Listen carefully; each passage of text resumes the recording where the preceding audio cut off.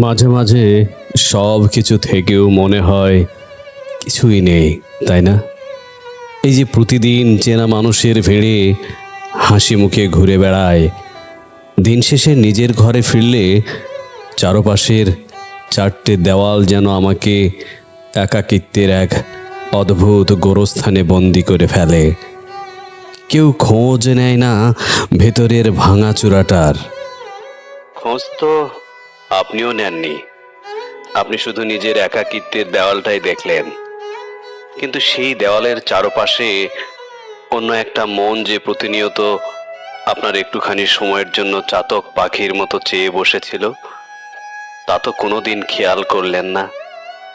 অবহেলা শুধু আপনি পাননি, অবহেলা আমিও পেয়েছি। আমরা আসলে কেউই কাউকে বুঝতে পারিনি। স্বার্থের এই পৃথিবীতে মানুষ যখন প্রতিনিয়ত আঘাত করে, তখন মনের অজান্তেই নিজের চারপাশে একটা শক্ত দেওয়াল তুলে নিতে হয়। আমি ভেবেছিলাম একা থাকাটাই বুঝি সবচেয়ে নিরাপদ, কেউ আর নতুন করে কষ্ট দিতে পারবে না।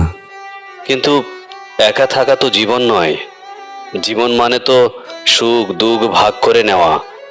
আপনি যখন এক বুক কষ্ট চেপে ধরে নিজেকে গুটিয়ে রাখছেন, তখন আপনার সেই নীরবতা আপনাকেও ভেতরে ভেতরে শেষ করে দিচ্ছিল। মানুষের রূপ বদলের এই দুনিয়ায় আমরা যদি নিজেরাই নিজেদের হাতটা ছেড়ে দিই, তবে আর আপন রইল কে? ভুল আমারই ছিল। কষ্টের মেঘ যখন আকাশটাকে কালো করে দেয়, তখন ভোরের সূর্যের কথা মনে থাকে না। আজ বুঝতে পারছি, তোমাকে অবহেলা করে আমি আসলে নিজেকেই আরো বেশি অন্ধকারে ঠেলে দিয়েছিলাম।